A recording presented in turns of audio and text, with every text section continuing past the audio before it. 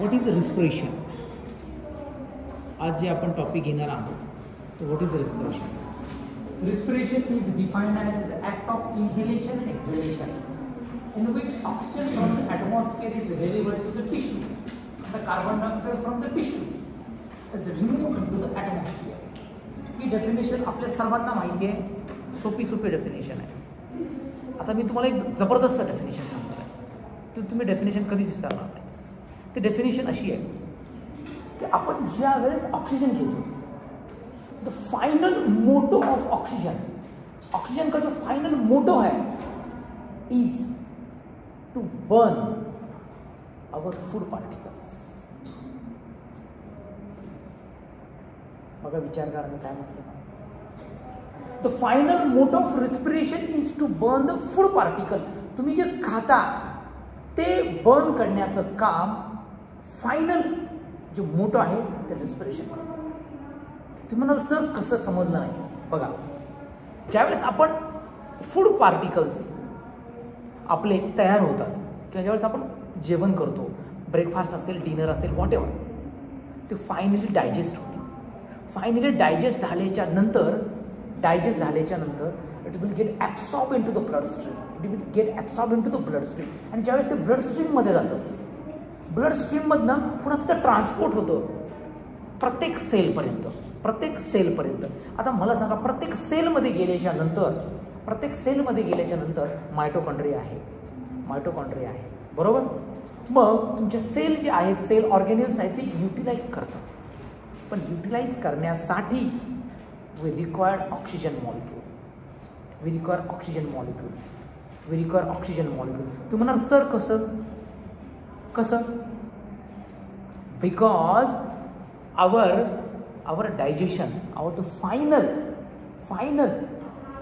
product is ATP, and ATP is generated through oxidative phosphorylation, electron transport chain, and during this process we require oxygen.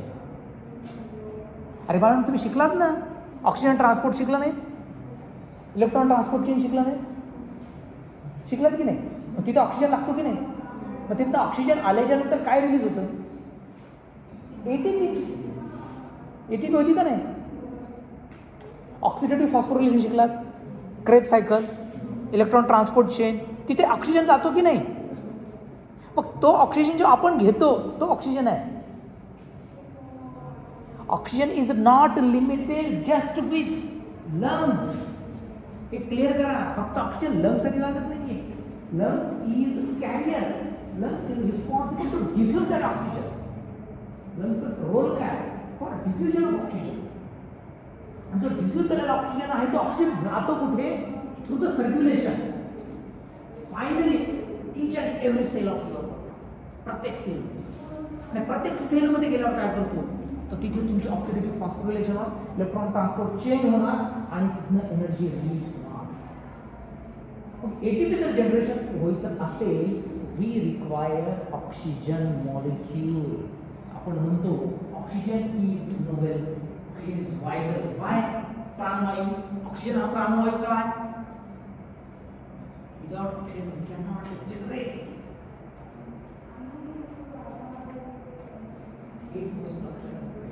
That's why we can call as oxygen is required for internal respiration. Oxygen is required for internal respiration. आपण जे म्हणतो मी श्वास घेतो सोडतो, external respiration. We can call it external respiration. What is the internal respiration? Internal respiration is at the level of cell. Final motto काय आहे? आजच्या टॉपिकचा take home message हे आहे की सर मला ऑक्सिजन लागणार आहे. मग बाळा तुला ऑक्सिजन लागणार आहे, कशासाठी लागणार आहे? तुला ऑक्सिजन लागणार आहे तुझ्या सेलमध्ये एटीपी जनरेशन करायची आहे. Combustion of your food particles. आलं लक्षामध्ये? Now the oxygen, the stages of respiration. The first stage is ventilatory stage. सर्वात अगोदर तुम्ही व्हेंटिलेशन करणार आहात. First stage is the ventilation. तुम्ही बाहेरनं ऑक्सिजन घेतला, exchange of gas, then the transport. बाहेरनं घेतला तुम्ही, एक्सचेंज ऑफ गॅस झालं, त्याच्यानंतर काय होणार? Transport stage. Transport, that oxygen get transport and then exchange oxygen घेतला, आता एक्सचेंज होणार आहे कुठे? At the level of lung, at the level of membrane. लंगचे जे मेम्ब्रेन्स आहेत तिथे होणार. मग एक्सचेंज ऑफ गॅसेस होणार आणि नंतर तो टिश्यूकडे जाणार. नंतर तो टिश्यूकडे जाणार म्हणजे mitochondrial enzymes. The finally utilize by the mitochondrial enzymes and this is called as a cellular respiration. जे बोललो तेच आहे. This is called as a cellular respiration. आता मला सांगा सर्वात पहिली स्टेज कुठली? दुसरी, तिसरी, चौथी. Very good. तर तुमच्या लक्षात हे आलं पाहिजे बाळांनो की ह्या ज्या फेजेस आहेत is very important. Now the components of respiratory system. Components काय काय रेस्पिरेटरी सिस्टीम मध्ये एकच लक्षात ठेवायचं. कॉम्पोनंट्स जे आहेत एक the upper respiratory tract and the lower respiratory tract. Upper respiratory tract and the lower respiratory tract. तर अप्पर रेस्पिरेटरी ट्रॅक मध्ये काय काय येणार आहे? Upper respiratory tract up to the larynx. Up to the larynx म्हणजे जे vocal cord आहे बाळांनो, जे आपण आवाज येतो जो बोलतो, व्होकल कॉर्ड लारिंग्स, लारिंग्सच्या वरचा जो पार्ट आहे तर सर्व अप्पर रेस्पिरेटरी ट्रॅक म्हणजे which start from the nose to the vocal cord. Naak, your nose, then pharynx, then your glottis, then larynx. These are all included in the upper respiratory tract.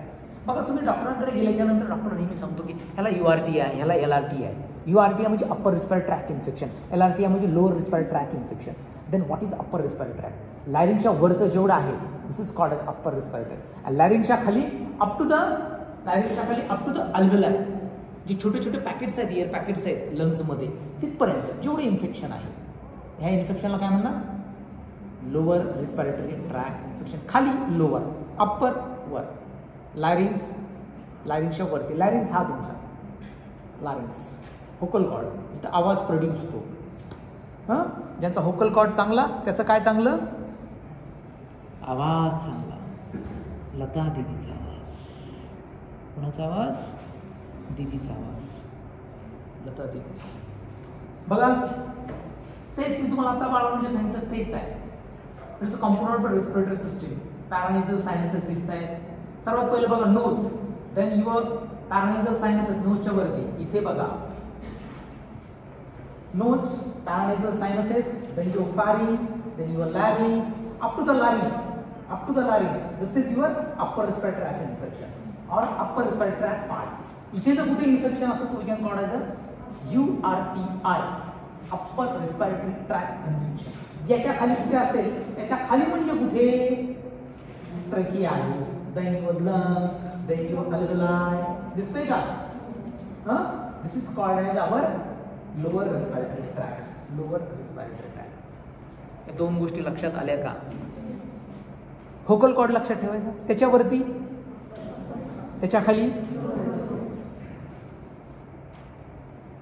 तेच आत्ता जे बोललो तेच आहे. तर प्रत्येकाचं significance आपल्याला माहिती आहे. प्रत्येकाचं सिग्निफिकन्स नोज आहे, then your paranasal sinuses, then your pharynx, फारिंग्समध्ये नेझोफारिंग्स, ओरोफारिंग्स, लायरोफारिंग्स हे आपल्याला माहीत आहे बघा. Lower respiratory tract, air trees. आता आपल्याला महत्त्वाचं काय आहे ते मी तुम्हाला सांगणार आहे. Generation number. यस, हे जर तुम्ही फास्ट डायग्राम जर काढली तर तुम्ही जिंकला. हां, किंवा आता याचा फक्त फोटो काढून घ्या आणि नंतर डायग्राम काढा.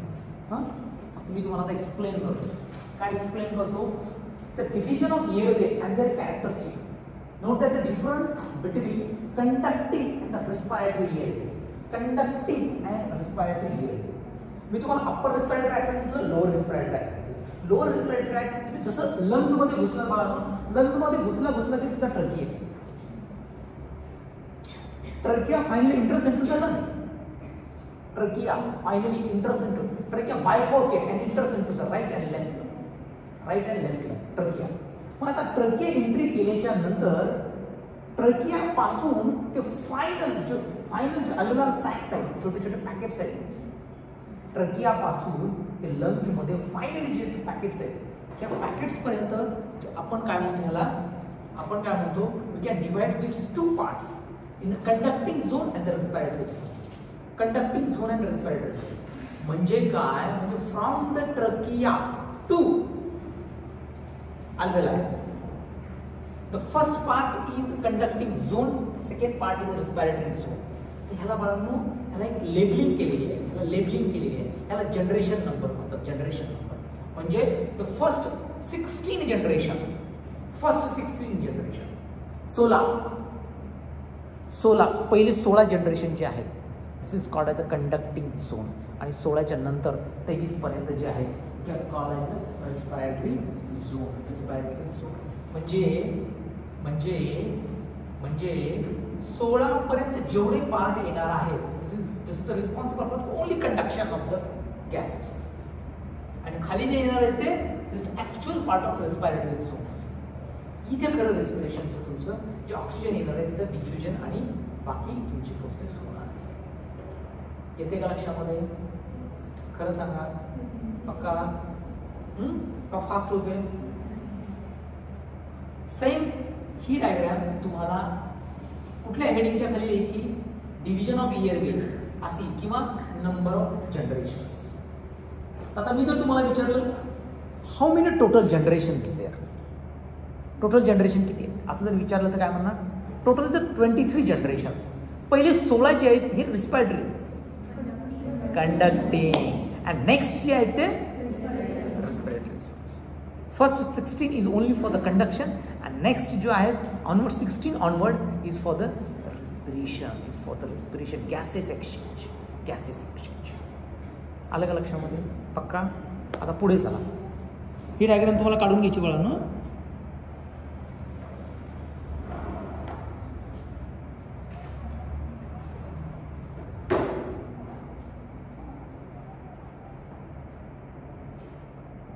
आता बघा हे तुमचं लंगचं स्ट्रक्चर. ही डायग्राम काढता लंगची, काढता.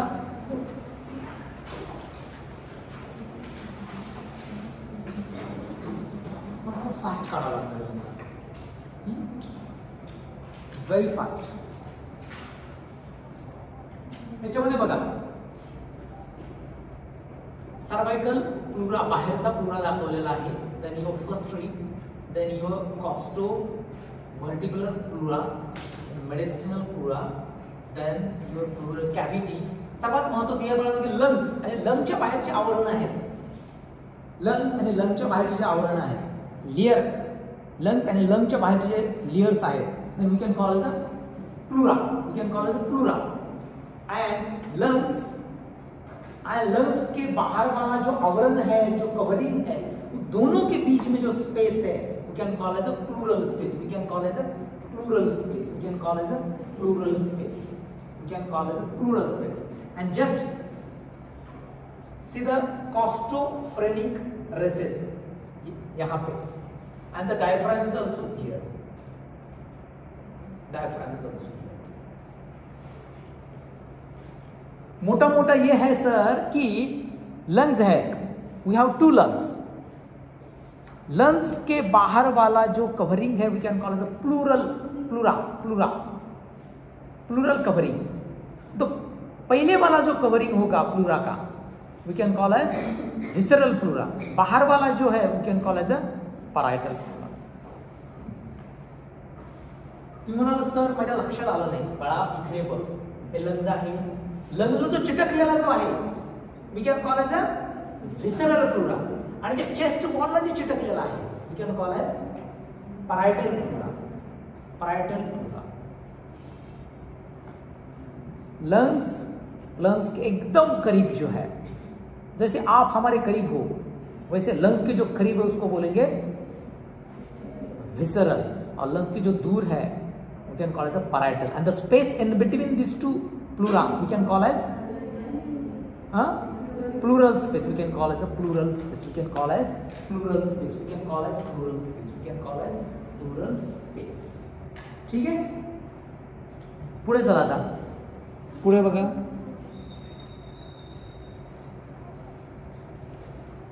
बाळांनो ही जी प्लुरल स्पेस आहे ना, प्लुरल स्पेस मध्ये खूप डेंजर इन्फेक्शन होतात. त्याला आपण प्लुरल इफ्युजन म्हणतो. If the infection in the pleura or in the pleural space, the fluid accumulate in that pleural space.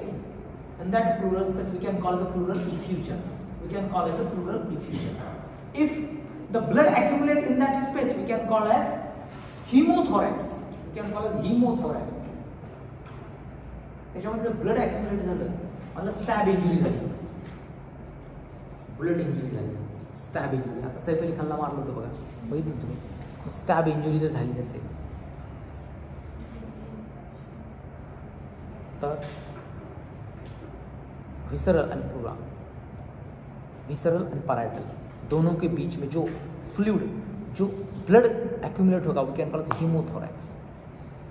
अबे second case, road traffic accident है, वहां पे भी इंजरी हुई है और पैराइटल एंड विसरल प्लूरा दोनों के बीच में ओनली एयर एक्यूमुलेट हुई है, तो हम क्या बोलेंगे? हाँ, जैसे न्यूमोथोरैक्स, न्यूमो यानी ईयर, अगर ब्लड होता है तो ह्यूमोथोरॅक्स, न्यूमोथोरॅक्स, ह्यूमोथोरॅक्स. येते का लक्षामध्ये? आता फंक्शन्स ऑफ रेस्पिरेटरी सिस्टम हे एन्युमरेट करा. रेस्पिरेटरी फंक्शन्स हे लिहा, माझ्या बरोबर लिहा. First function is respiratory function. Now the gas exchange and the regulation of blood pH. Gas exchange, functions of respiratory system, and lung can be broadly divided into the respiratory and the non-respiratory functions. Arrow करून असं लिहा, the respiratory and non-respiratory function. Respiratory and non-respiratory function. Respiratory function कुठले कुठले? Number 1 is the gas exchange. Number 2 is the regulation of blood pH. Number 1 is the gas exchange. Number 2 is regulation of blood pH. झालं?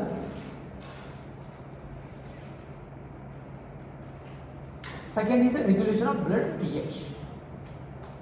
By controlling the carbon dioxide output from the body, lung control the plasma bicarbonate concentration. Therefore, the lung play an important role in acid-base balance. हे तुमच्या point मध्ये आलं पाहिजे. The acid-base balance by controlling the carbon dioxide output from the body. And gas exchange तुम्हाला माहिती आहे, lungs are the central structure in the respiration. Inhalation of oxygen into the body and removal of carbon dioxide from the body take place through the lungs. So gaseous exchange. O2 आएगा, CO2 जाएगा, O2 आएगा, CO2 जाएगा. Then regulation of blood pH. येते लक्षामध्ये? Then non-respiratory functions. हे खूप महत्त्वाचे बाळांनो, याच्यावरती डायरेक्ट क्वेश्चन येतो. Enumerate the non-respiratory functions. Enumerate the non-respiratory functions. असा डायरेक्ट क्वेश्चन येतो. मग non respiratory function of lung जर म्हटलं तर तुम्हाला लक्षात आले पाहिजे, तुम्हाला लक्षात आले पाहिजे. कोण लक्षात आलं पाहिजे? तर first function is the left ventricular reservoir, left ventricular reservoir, left ventricular reservoir. Second is filtering small envelope from the blood. Third is a biochemical function. पहिलं बघा, left ventricular reservoir. Left ventricle to aorta to atrium, sorry to atrium to ventricle, to atrium to ventricle. This is the left ventricular reservoir. And what is the mechanics? Left ventricle reservoir कसं असणार बघा. Entire cardiac output from the right ventricle is pump into the pulmonary circulation. ऊपर से blood आया, नीचे से blood आया, IV सेमी, inferior vena cava, superior vena cava, right atrium, right atrium से राइट वेंट्रिकल, राइट वेंट्रिकल से अभी जाने वाला है किधर? राइट वेंट्रिकल से लंग्स में जाएगा ना, पल्मोनरी सर्कुलेशन, लंग्स में गया, फिर वहां पे प्यूरिफिकेशन होगा.